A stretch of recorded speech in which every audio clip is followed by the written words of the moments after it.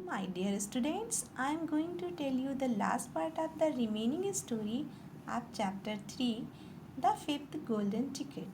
Let's see. अब तक इस कहानी में आपने पढ़ा था कि Charlie wins the golden ticket and bring it home. Charlie सुनहरा टिकट जीतता है, उसे घर लाता है। Where the family members are very happy and the mister Bucket, father of the Charlie, read the ticket aloud. Ticket पर पहले invitation लिखा होता है और उसके बाद इंस्ट्रक्शंस लिखे होते हैं कि उन्हें कैसे फैक्ट्री आना है और कितने बजे आना है। और उस टिकट पर लास्ट में मिस्टर विली वोंका के साइन होते हैं। यहाँ पर हम लोगों ने अब तक यहाँ तक की कहानी पढ़ी है। लेट्स रीड द स्टोरी है। अब आगे की कहानी पढ़ते हैं from here. The first day of the February, cried Mrs. Bucket. But that is tomorrow. Today is the last day of the January. I know it is. Mrs Bucket चिल्लाती हैं कि क्या फरवरी का पहला दिन? वो तो कल ही है। आज तो जनवरी का लास्ट डे है और मैं जानती हूँ। Next para. You are just in time, shouted Grandpa Joe. There is not a moment to lose. You must start making preparation at once. Grandpa जो चिल्लाते हैं कि अब तुम्हारे पास बस इतना ही समय है और तुम्हारे पास कोई भी there is no moment to lose, तुम्हारे पास बिल्कुल समय नहीं है खोने के लिए। You must start making preparation, तुम्हें अपनी तैयारी अभी फ़ौरन शुरू कर देनी चाहिए।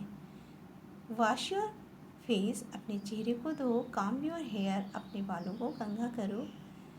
See the next column from here. Scrub your hand, अपने हाथों को स्क्रब करो। ब्रश योर टीथ, अपने दांतों को ब्रश करो। ब्लो योर नोज़, अपनी नाक साफ करो। कट योर नेल्स, अपने नाखून काटो। पॉलिश योर शूज़, अपने जूतों को पॉलिश करो। आयरन योर शर्ट, अपनी शर्ट को प्रेस करो।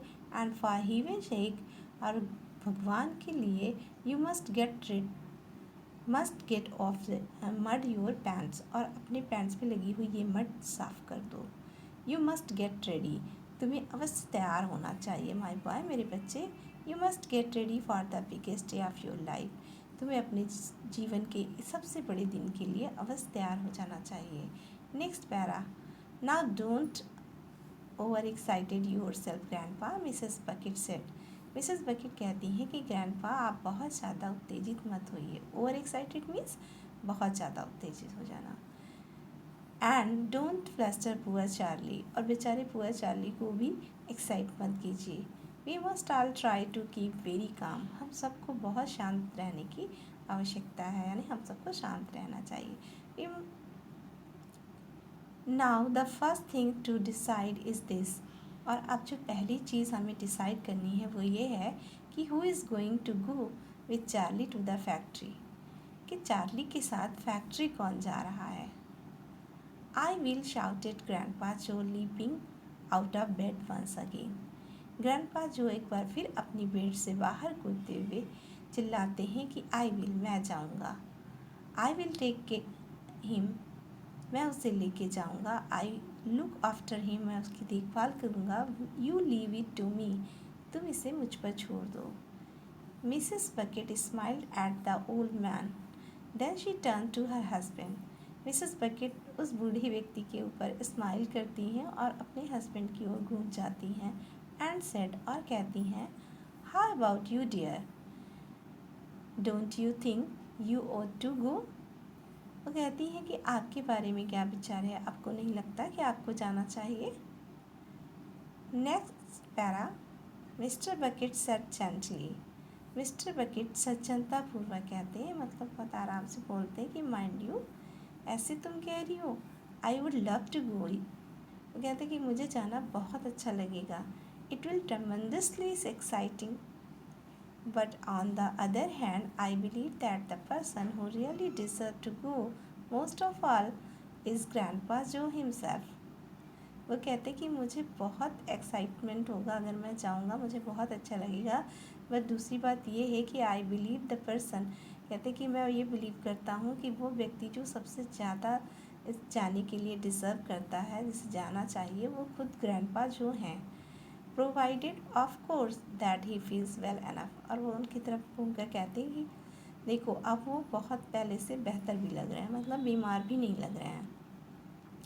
Yippee! shouted Grandpa Joe, seizing Charlie by the hands and dancing round the room.